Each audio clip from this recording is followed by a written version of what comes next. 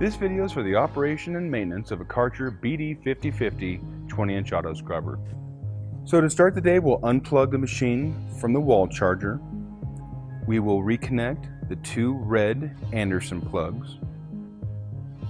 We will then fill up the freshwater solution tank with cool, fresh water and the detergent for the task at hand. We'll install the squeegee assembly after making sure that it is clean and ready to go. We'll put on the pad or brush driver at the front of the machine. We will then transport the unit to the area where we will be working. We will select the cleaning function that we want. Use the yellow dial to adjust the amount of water we wish for the task. We will use the yellow handle to lower the squeegee assembly to the floor. We can then engage the yellow portion of the steering column, which in turn will make the pad spin and distribute water and scrub the floor.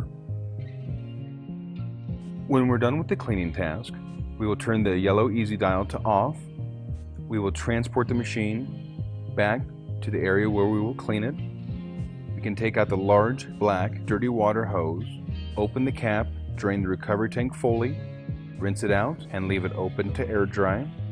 Remove the squeegee assembly, rinse it thoroughly and clean it and allow it to dry. Disconnect the red Anderson plugs and plug the bottom one in to the charger.